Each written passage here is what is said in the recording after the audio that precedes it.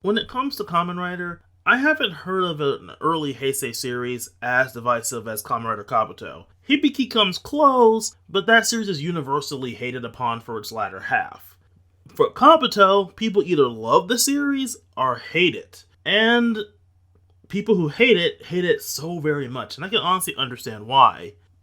And unlike with things like where the first half of Hibiki is really good and the second half is awful, Kabuto is basically the same all the way through. So people who love it and hate it both have valid reasons for both reactions. The show does have its issues, but those same issues also have upsides. This is an oddly paced out work of a show, and, well, for the most part, I came away liking it. So let's dig into the show, shall we? The story of Kamen Rider Kabuto starts in the year 1999, October 19th to be more specific. On that day, a meteor fell from the sky and onto the Tokyo ward of Shibuya, and utterly destroyed it. 7 years later, in 2006, for those of you who are trying to keep track of time, an organization known as ZECT secretly hunts down alien monsters known as worms who came off of the meteor. The worms are shape-shifting aliens who can copy the appearance and memories of any of their victims, which makes them almost perfect infiltrators. They also have another feature. After evolving, they can use an ability known as Clock Up, which allows them to have super speed near the speed of light. People constantly argue about how fast Clock Up is, but let's just say near speed of light to be safe. In order to combat the worms, Zect creates the Rider system, using devices known as Zectors that can choose people to become Kamen Riders in order to fight the worms. And from there, the plot is pretty simple, but they do throw in some twists here and there, such as the native worms.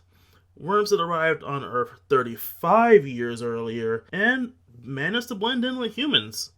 They've lived a rather peaceful life on Earth, and in fact, they helped create Zect and the Rider system to combat the worms that they knew would follow behind them, who would be more aggressive. But unfortunately, these worms also turn out to be evil, or at least the large portion of them do, because they want to take over the world their own way, counter to what the other worms want to do. Speaking of the worms, as far as kaijin groups go, these are probably some of the more unique ones, even to this day. For one thing, I think they're the first aliens to actually be fought in the Heisei era. I'm not sure about Showa, so I can't 100% say that they didn't fight aliens in Showa. I can just say in Heisei, it's very rare for them to fight non-Earth-based threats. Unlike Sentai, in which case almost every enemy is an Earth-based threat. Anyway, as I stated earlier, they're almost perfect infiltrators. They're able to mimic not only appearance, but also have a flash copy of your memories in their own head. And while they do the whole wreck stuff up, as all kaijin eventually do, they also have a slight bit of intelligence. The worms do have clever plans here and there, although their ultimate goal is always to defeat the rioters and or subjugate humanity, or just blending in general. But with them, it's a bit of a mystery. The show also takes on a bit of a mystery element, because they also have to work out how to find the worms and draw them out. Like, there are 2 episodes, because Kamen Rider's 2-episode structure, where there's a traitor inside Zect, and minor spoilers, it turns out to be 3 worms mimicking one guy in order to trick everybody and throw off suspicion. It's honestly a pretty clever twist to the whole thing. As I said earlier, mimicry isn't the only trick they have, because they also have Clock Up, which is derived from when they molt and evolve into a higher, more unique bug-themed form, because both Riders and the Kaijin have a bug motif this time around. And after, 2 seasons? No, wait, Blade had a bug motif too. But I think this is the first time in a while that the Kaijin have had a bug motif. Anyway, speaking of Clock Up, that involved a lot of special effects and CGI. And they're honestly pretty good. So, Kamen Rider is infamously known about its bad TV CGI. Like, really bad TV CGI. But for some reason, when it comes to Clock Up, maybe because it has to work to be more subtle than just putting a giant monster on screen, the slowdown effects are honestly some of the best I've seen on television. Like you, let's compare it to The Matrix, like that famous bullet scene. It's near that level of quality. Mind you, this is years after that scene, and after that scene's already been played to death in parodies and whatnot, so everybody's been trying to mimic it. But still, to be on par with the Hollywood movie, even if it's a few years old, is impressive, nonetheless, on a TV budget. A special mention goes down to that famous, because it's basically the clip I see every time people bring up Kabuto fights, fight scene in the rain. It's a really good standout with the rain stopping, and them even remembering to have the effects of the characters walking through the rain appear on screen as a frozen effect. It's pretty impressive. On top of that, there's also an early fight in an amusement park where they jump around off and on the roller coaster while it's in motion, well, frozen because Clock Up, but still, and even jump around a merry-go-round. Overall, this is an interesting and fun mechanic that helps the show stand out amongst its contemporaries. Now, say I love Clock Up, but I really hate the native worms. The concept behind native worms is cool. Worms that are on the side of humanity and want to live a peaceful life with them, even creating the tools for humans to destroy their kin that would arrive later. It's kind of really cool and shows a nice bit of cooperation. Unfortunately, as we find out later, because Zect is a super shady organization, these worms also turn out to be evil and want to turn all of humanity into worms because they don't believe that they can live amongst humans peacefully. I honestly feel this is kind of a pull so that series has a through line for the final boss, but man, is it a dumb pull. I know it might have been difficult, but the worms have been living in peace with humanity for 35 years. If the other worms hadn't have shown up, they probably would have continued to live in peace and just blended in with people. The series even points out that certain native worms didn't even need to mimic humans themselves. They just had their own human form. This is really just a dumb twist for the series endgame, and it's probably one of my least liked twists in Kamen Rider. Now, for our other characters, first of all, our Kamen Riders, let's talk about suits here, because I think Kabuto does a really good job with the suits in this series. Except for one particular part, and I kind of have to talk about this part before we get to the suits themselves, and that's the Zectors, the main source of power for the Kamen Riders, and Zect's weapons against the worms. It's never really fully explained, but they have a kind of AI system inside of them that lets them choose their wielder.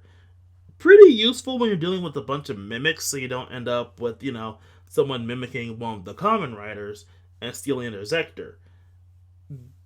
Pretty dumb when you let them choose whoever they want as a user, and then you have to try to get them to join Zect if they chose someone outside of Zect, as is most of the time. The Zectors choose people out of Zect, and Zect has to try to convince them to join. And most of the time they say no. So it feels kind of like a dumb decision. Now let's talk about our main character here. Just kind of want to get that rant out of the way. Our main character is Tendo Soji. And, well, he's a pretty divisive character. Like, his whole character gimmick is that he's basically perfect. And they play it up straight. Like, 100% straight. There's an infamous scene where he's in the hospital and he's seducing the doctor while giving her his own diagnosis. I'm gonna be honest, I freaking love it. Tendo Soji is probably one of my favorite Kamen Riders, if only because of the sheer audacity this man has. His actor, Hiro Mishuzima, I'm sorry if I mispronounced that, he really makes it work, just running off pure charisma on screen. And the jokes about his perfection are legitimately hilarious. So another thing Tendo's known for is his whole grandmother once said line, which he says at least once an episode, where he says a line that his grandmother told him, supposedly at some point in time in his life. Some people seem to hate these. I honestly love them. Again, these are pretty good little bits of wisdom, especially in context to the events around him giving a bit of wisdom. I can't quote any of them, but I honestly really do love the ones he gives to the secondary writer, who we'll talk about after we talk about the Kabuto suit. The Kabuto suit is iconic. I love it. I'm happy to see the bug motif back with the Kabuto beetle, which is kind of obvious. I mean, it's in the name. And it's a red suit. I love the color red, and I love red suits. Most every red suit I see in this series is beautiful. I love them. I love it when the main rider has a red suit. I love it when the villain has a red suit. The only downside about this suit is the gimmick the series has with its suits. So, Kabuto has a form gimmick, a masked form, and a rider form. This does sound pretty clever on paper. The masked forms are supposed to be bulky, more power type armor. They work on good defense and bring good attack, but you don't have the ability to clock up in masked form. And it feels weird because the Kabuto suits are more iconic in their rider forms. In fact, outside of just saying the words cast off, partway through the series, we barely even see any masked forms. In fact, some of the later suits don't even get masked forms, especially the movie suits. So let me just explain this. My biggest problem, especially with Kabuto's mask suit, is the fact that all the masked suits are very top-heavy, bulky things, which really don't look good in some iterations of it. I'm going to talk about the exact ones later, but Kabuto's is probably the best looking one, and even I hate it. The weight distribution feels off because there's no armor on the legs. Like, none at all. And it's all torso, and it feels really weird. It also feels weird that we don't get to see the more iconic Kabuto suit, the rider suit, until episode 2. Like, it makes sense in series, but when you're watching it and you know the Kabuto suit exists, it feels weird, is what I'm saying. Although I do love the rider noises for this season, Cast Off is iconic, and if I had to go through an ugly looking first form to get this cool Cast Off sound, it was worth it. Let's talk about our secondary rider, shall we? Our secondary rider, and in fact the first character we're actually introduced to in series, is Arata Kagami, a very fan favorite character, and honestly, I can see why. He is all the hype that he's lived up to be, because he is a giant goober and I love him. And outside of Soji getting the fight, you could argue he's arguably the main character. I mean, yes, Tendo's the main character, but again, he's perfect, so the character that has to go through the hero's journey is Kagami. He's what I want to say an intern for Zect, because I don't think they're paying him.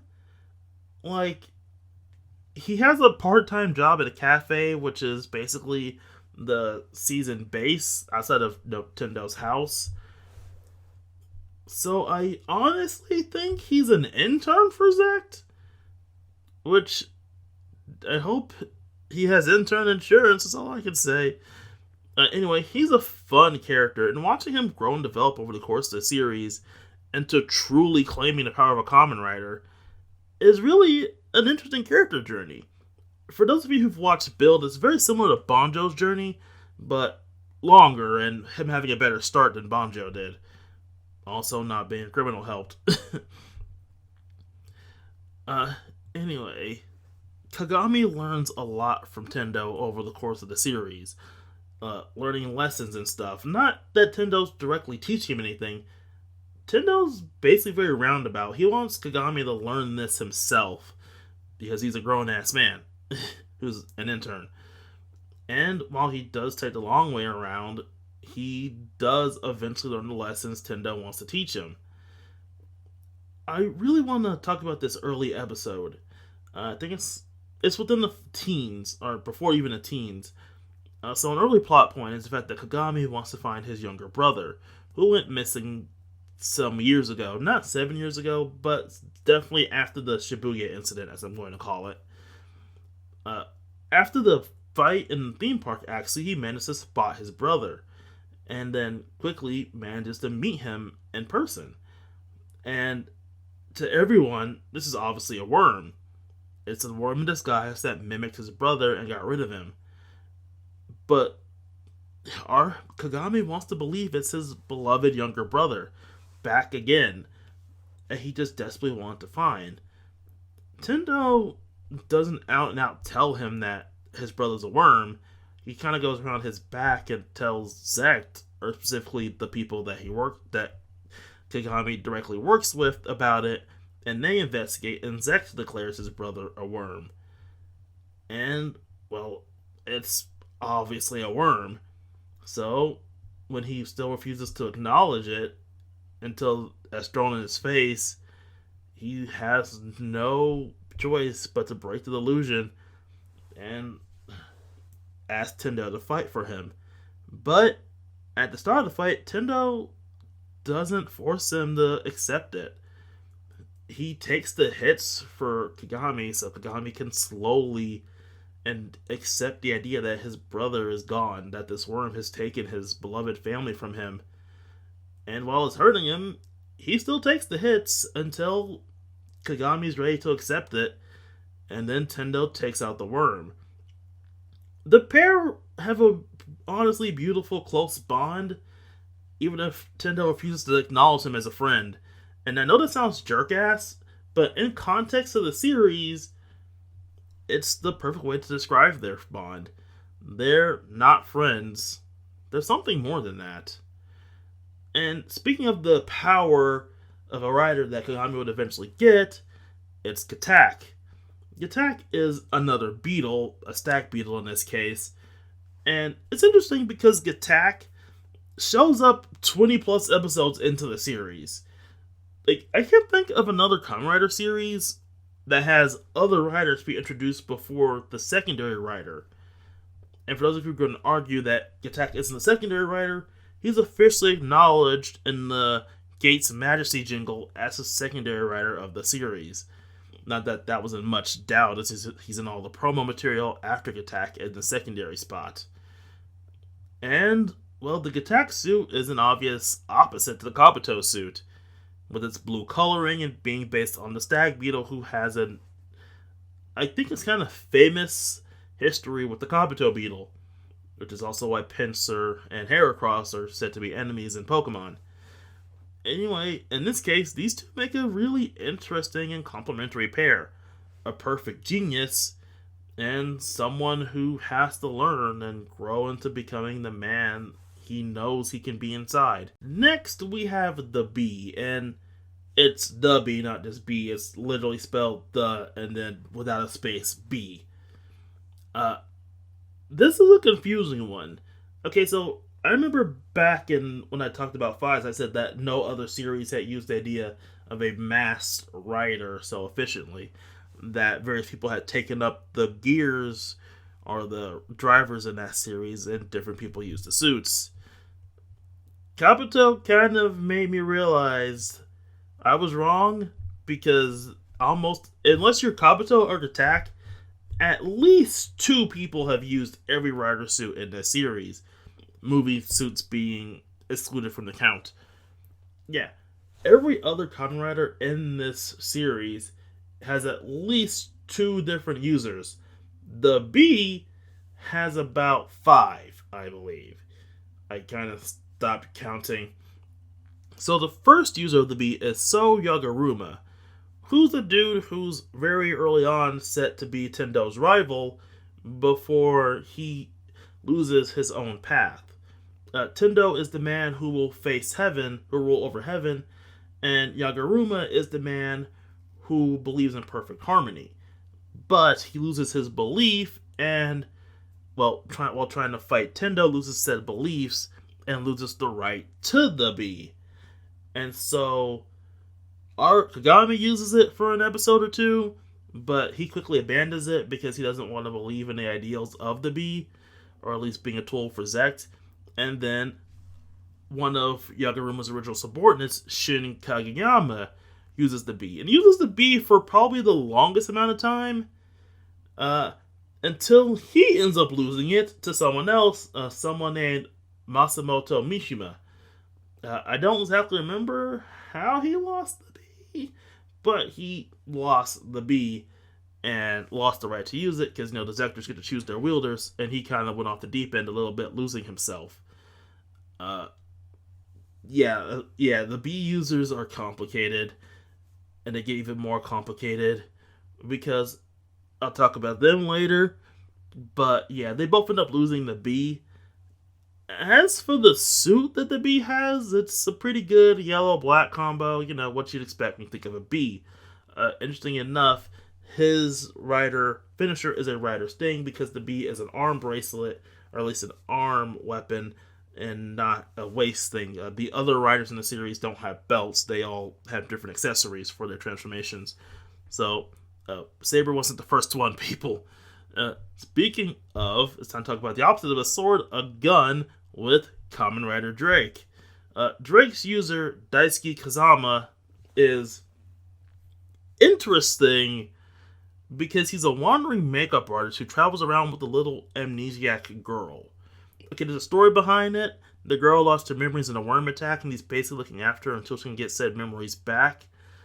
They kind of have a cute bond thing going down, but he's also kind of a womanizer who believes in the power of makeup. He's an interesting one, I'll give you that. Probably not my favorite, but I honestly did like the guy. Next, we have Sword, who uses a sword, so he'd fit in with Saber's crowd. And he's based off a scorpion. Oh yeah, Drake was a dragonfly, the bee's obviously a bee. Anyway, Sword is a scorpion who's wielded by Tsurugi Kashimir. Yeah, I suck at pronouncing these. I'm very sorry for insulting the entire language. Tsurugi is interesting. He is similar to how Yaguruma was introduced, and opposite to Tendo. He's someone who's also, but he's different than that, because he's someone who's also perfect. But his perfection, for lack of a better term, is not as developed as Tendo's is, because he has a lot to learn. He's constantly has his butler order or get teachers to teach him various subjects, such as instruments, music, etc., instruments, cooking, stuff like that, so that he can level up his perfection and become the true noble he's meant to be, because he's supposed to be descended from some European royalty, I believe. I'm not 100% sure on his lineage. Anyway, to give an example about how perfect he is and how it needs developing, in his introduction episode, he causes a minor traffic accident by literally walking in the street. Without even looking, he just walks into the street in the middle of traffic and causes a minor accident. That gets someone that we'll talk about in a second injured. And then it takes Tendo coming up and punching him in the face for him to realize he might have done the wrong there. And, well, he grows as a person. Suit-wise, out of the 3 extra riders, I have to give it to Sword for having the coolest, because Variant 1 is a purple suit, and purple suits are very rare, and the whole Scorpion motif makes it look really cool. Also, Tsurugi's probably one of the more tragic characters in this season, and I don't dare spoil why. If you want to know the tragedy of this Tsurugi, just watch Kabuto. I promise you will feel at least a little bit sad about it. Now, remember Yaguruma and Kageyama? Well, after they both lose the be, they come back. They come back edgy. They come back edgy as hell. They basically abandon their ideals and only live for the sake of fighting the worms, becoming a pair known as the Hell Bros, who utilize two new Zectors known as the Punch and Kick Hopper, respectively. One's the Punch Hopper, one's the Kick Hopper.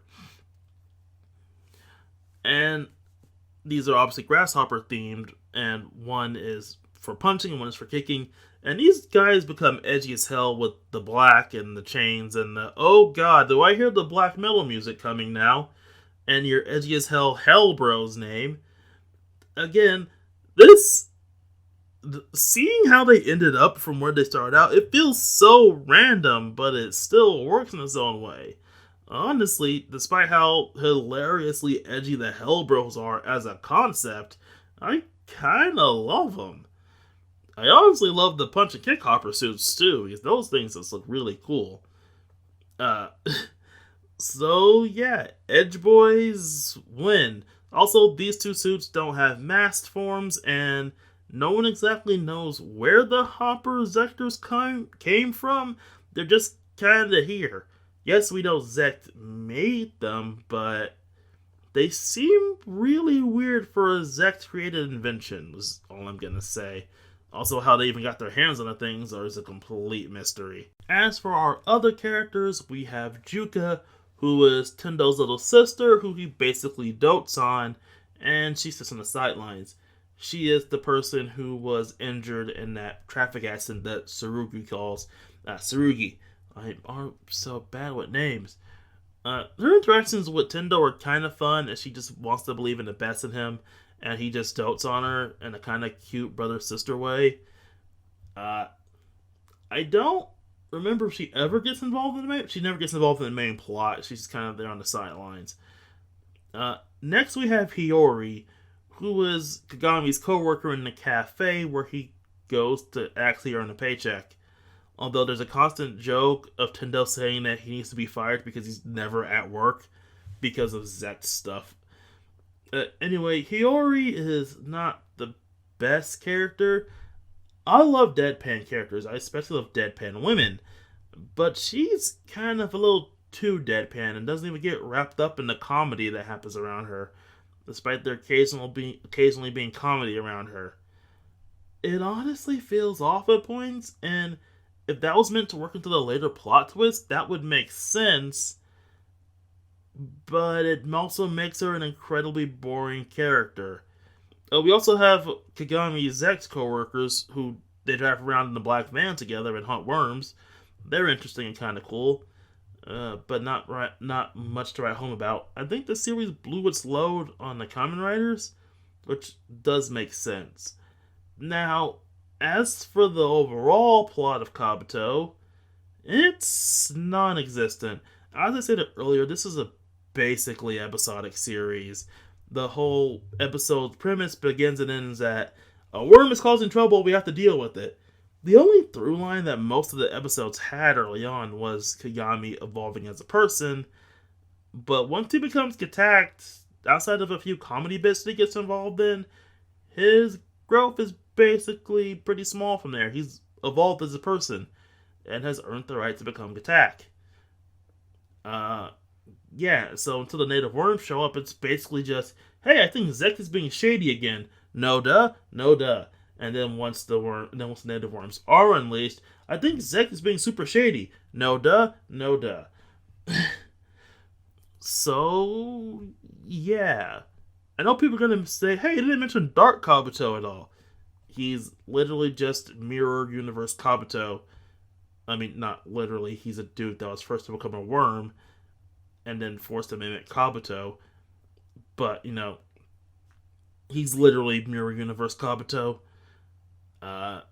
Yeah. The native worms are a really weird plot twist, and I honestly would have liked the series better if they had kept to the actual alien worms as the main villains, and maybe had the natives be the source of all the tech. As for music, 'cause I didn't mention that in this episode, or this video, Kabuto's music is also divisive. The main theme is not really well looked upon, but I'll tell you this: an insert theme for the series Full Force is absolutely perfect. In fact, it's honestly the first piece of Kamen Rider music I ever heard because I heard it in an AMV that wasn't even about Kamen Rider.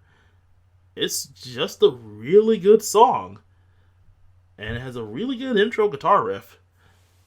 Uh, anyway, this series is obviously focused strictly on the characters here. If again you're here for story, this is not the season for you, buddy.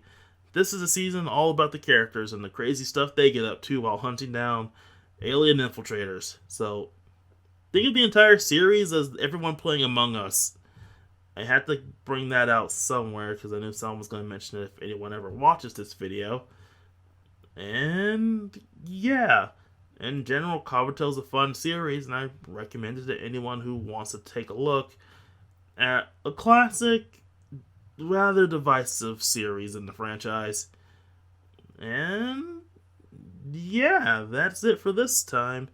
I'll see you all next time as we talk about the Kabuto movie, Godspeed Love. And I don't know why I chose to do this movie at all.